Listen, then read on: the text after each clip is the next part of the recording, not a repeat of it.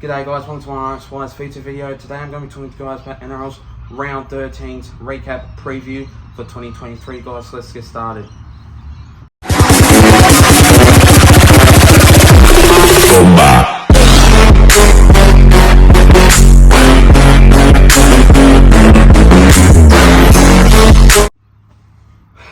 Now the first game of this match, we see the Dolphins going up against the Dragons. Now in this game, wow, did I see some really good performance by the Dolphins.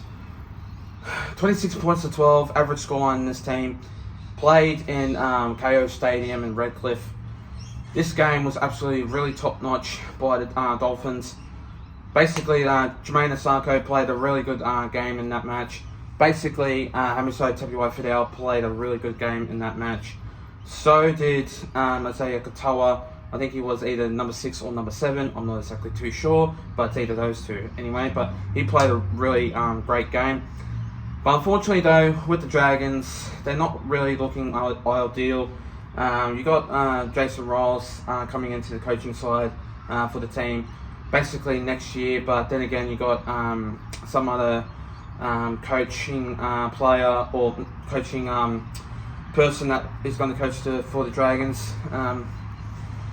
For this year only.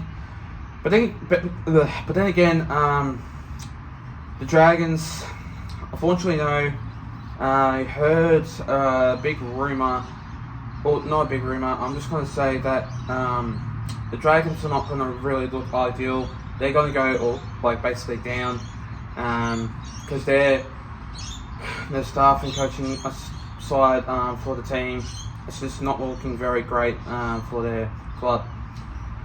But interesting to see them scoring 2 tries in that game, basically for the team. And so they're not really looking audacious.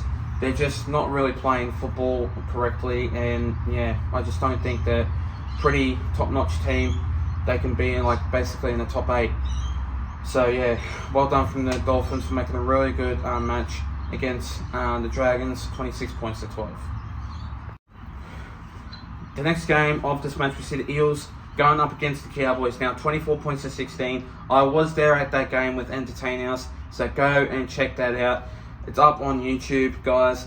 We're reaching 191 viewers, so thank you very much, guys, for supporting my channel and watching my latest vlog in that game. That match was absolutely crazy. That match was absolutely really good by basically the Parramatta Eels to really working really hard in that match to really seal the deal and basically win this game for sure. The Cowboys, I feel so sorry for you guys. Basically, Chad Townsend is a really good player. He is not basically he's just trying to work things out. He's basically, he needs to space everything out. He needs to have that momentum, have that accountability to really make the Cowboys a really good team.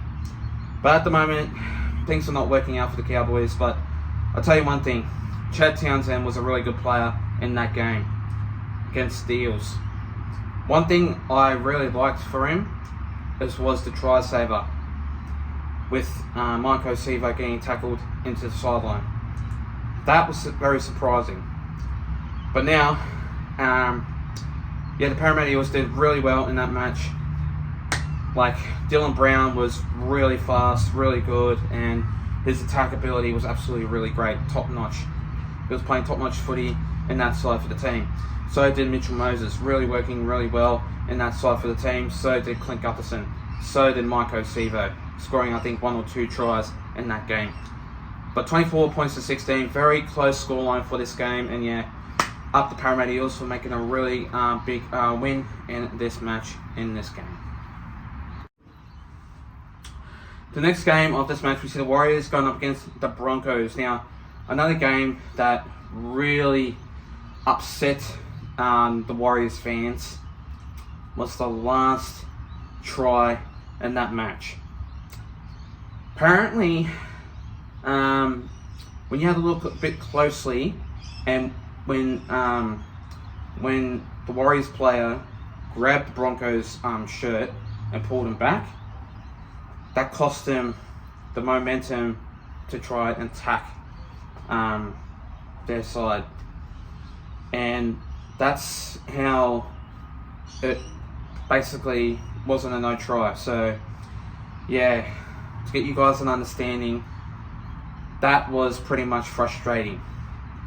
I thought it was a try, but then again, when my mate decided that it wasn't a try, because, well, basically when my mate saw it, I was like, hang on a second, he grabbed the shirt, so that's apparently no try. And when you grab people's shirts, it cost them the penalty. So yeah, that was really disappointing and cost the Warriors the opportunity to win that match for sure. And I'll tell you one thing, Warriors didn't get robbed in that game. You may think they did, but they didn't. It was the ref's fault in the end. But anyway, that game was really good by the Broncos for making a really good win. 26-22 in that match performance. Really, they did absolutely really well in McLean Park and Napier. So that game's performance was absolutely top-notch by the Brisbane Broncos for making a really good win against the New Zealand Warriors, 26 points to 22 in this match performance. The next game of this match, we see the Rabbitohs going up against the Raiders. Now, another game, this match was absolutely really good by the Raiders to making it a really good win. This game was absolutely another top-notch performance by the Raiders, but unfortunately though, Corey Harawira got sent off with a massive big seizure, and that was really disappointing by this side, the Raiders. And hope Corey Harawira does really well in the upcoming season and his future. That was really shocking to see him going down, collapsing face first onto the ground, or probably like lying down, like as in the back, or however he fell. But he obviously did collapse, because I reckon the reason why I reckon he collapsed, because no hydration, no water. I reckon he probably collapsed, and that's how that probably would happen. But I just don't know why, but I just reckon that could have happened. But anyway, not gonna continue talking about that. We're talking about this. So this match was a really good game. The Raiders did basically pretty good. Albert Hopewade, he did really well in his top-notch performance, but I just think that the Rabbitohs, they played really well, and I just thought it was basically hard, because usually the Raiders can make a really good win, which they did. But then again, I would have thought the Rabbitohs would have made a really good win in this game. But it was pretty much a very close match performance. But then again, 33 points to 26, very close scoreline in that match, and very interesting scoreline for this game for sure. The next game of this match, we see the Knights going up against the Manly Sea Eagles. Now, in this game, 28 points to 18, McDonald Jones Stadium. Finally, we see the Newcastle Knights winning. They need time, and that's why they're winning some games. I know for a fact that they can get the job done, easy dollar. Know for a fact that they would. Know for a fact that they would have to, but the Newcastle Knights played a top job performance in that game. Dominic Young was the man of the match for me, scoring a couple of tries in that game, runaway try in that match performance. And what I do think about this game was absolutely stunning performance by the Newcastle Knights. Plus, Kalen Ponga played really well in that game. I would have to give him credit, because usually I don't, because he doesn't really play that much well in other upcoming games. But anyway, this game was absolutely really good by the Newcastle Knights in that match. Basically, the Manly played alright, but scoring 3 tries in that game, with Jason Saab scoring that intercept try, which made it pretty much interesting. I would have thought to myself that Manly Seagulls were going to basically win in that match, because I did tip the Manly Seagulls in that game. Because the reason why I would have tipped that, because I would have thought the Newcastle Knights wouldn't have played an alright game in this match, but at least they won in their home ground, and they got the job done pretty much really well. And 28 points to 18, interesting scoreline in that match, interesting game. The Newcastle Knights did really well.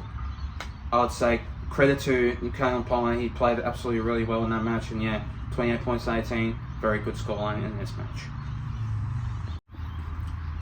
Anyway guys, make sure you do like and subscribe guys, and I'll see you guys in my next video.